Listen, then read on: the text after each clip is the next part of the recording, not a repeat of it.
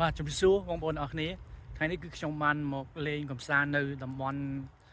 សហគមន៍មួយកន្លែងហើយតកតងទៅនឹងសហគមន៍នេះដែរគឺទៅតែបង្កើតឡើងថ្មីទេនិយាយទៅកន្លែងនេះគឺខ្ញុំសុំហៅជាសហគមន៍អញ្ចឹងទៅប៉ុន្តែតកតងទៅនឹងផ្លូវនេះក៏ដូចជាតកតងទៅនឹងការសាងអីនៅតំបន់នេះគឺជារបស់ក្រុមហ៊ុនទេប៉ុន្តែសប្តាហ៍ថ្ងៃនេះគឺក្រុមហ៊ុនអត់ទាន់មានការអភិវឌ្ឍឲ្យទៅជាតំបន់សេដ្ឋកិច្ចពិសេសអីណាមួយទេហើយយើងមើលឃើញថាតកតងទៅនឹងផ្លូវបតងមួយនេះ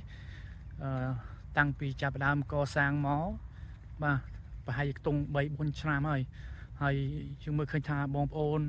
ដែលរស់នៅក្នុងតំបន់នេះគឺមានការចូលរួមមកលេងកម្សាន្តច្រើនបាទជាពិសេសគឺពេលល្ងាចបងប្អូនបាទគឺពេលល្ងាចគឺមានទេសភាពស្អាតមែនទែនបងប្អូនឃើញខាងក្រោយខ្ញុំស្រាប់ហើយមានរោងចក្រមានបឹងមានព្រៃ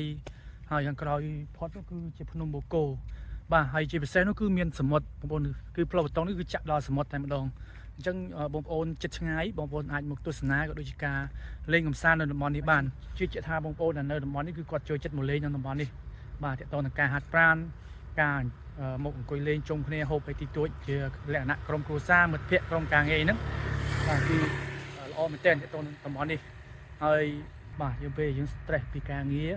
បងប្អូនអាចមកលេងបានបាទមនុស្សច្រើនបំផុតគឺនៅពេលថ្ងៃ